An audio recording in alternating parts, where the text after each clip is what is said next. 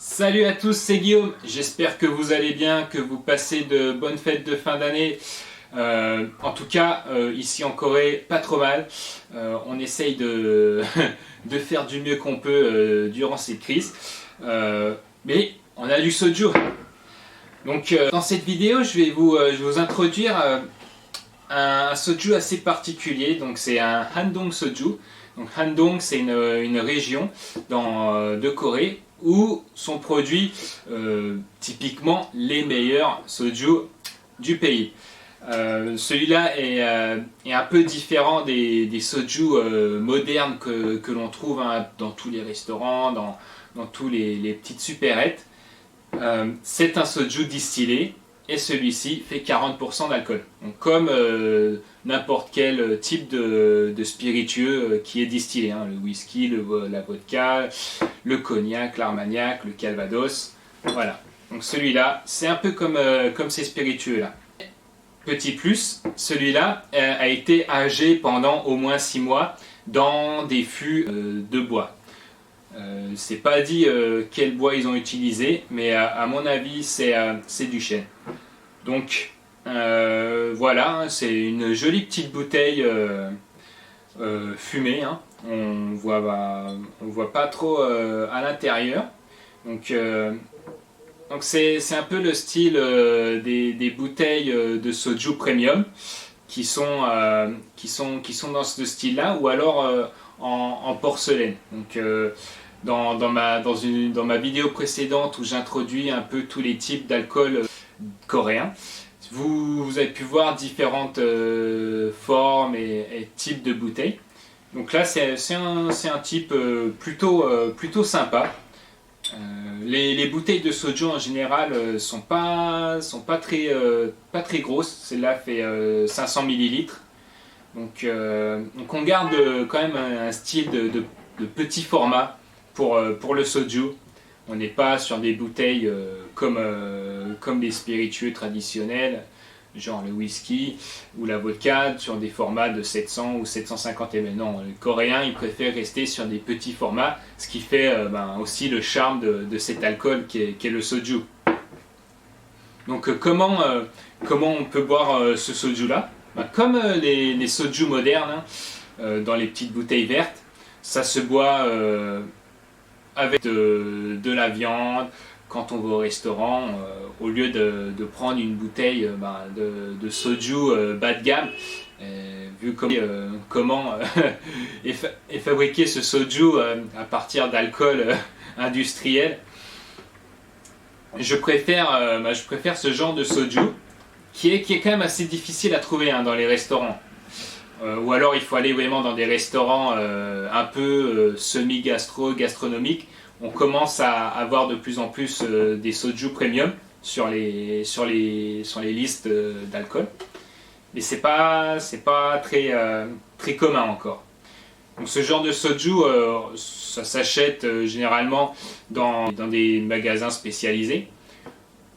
Et on commence de plus en plus à en trouver dans les supermarchés, dans les hypermarchés.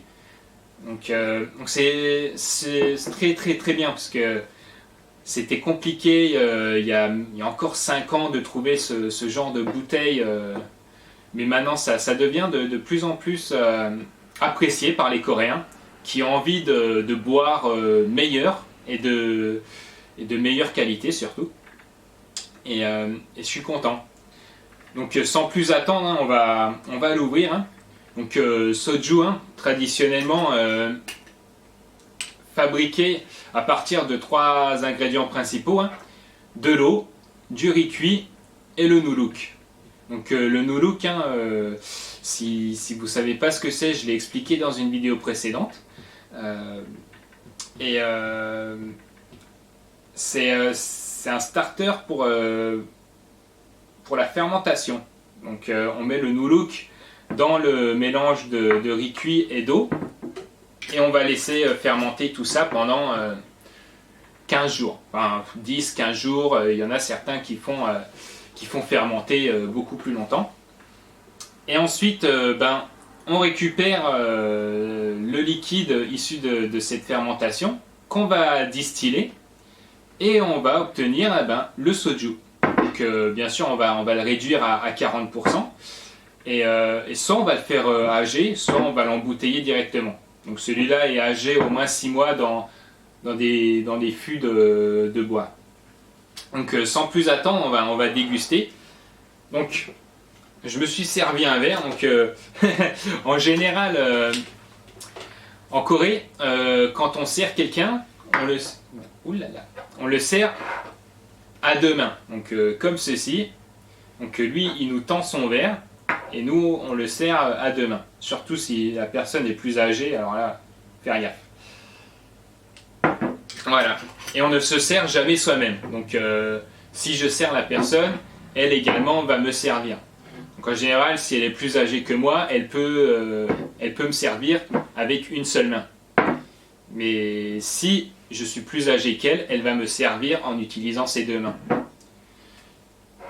Là, on a des exemples de verres traditionnels coréens pour boire le soju. Donc en céramique, et celui-là c'est en terre cuite. Donc super sympa de pouvoir déguster un soju de qualité dans ce genre de verre au lieu des traditionnels verres de shot qu'on trouve dans tous les restaurants. Voilà, donc on va déguster ça. Donc déjà au nez, hein, on n'a pas l'agressivité, on n'a pas le côté éthanol des soju modernes des bouteilles vertes. Là on a quelque chose d'assez plaisant. On a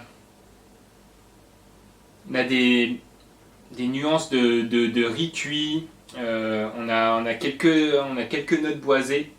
C'est super cool.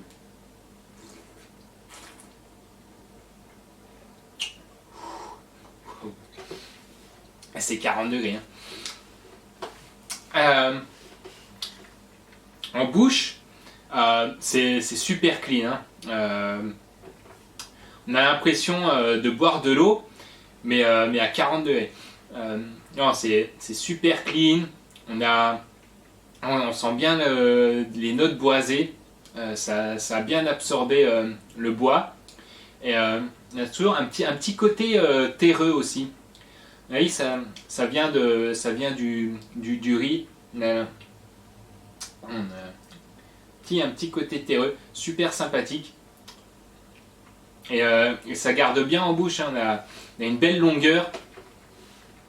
On a une belle longueur pour terminer.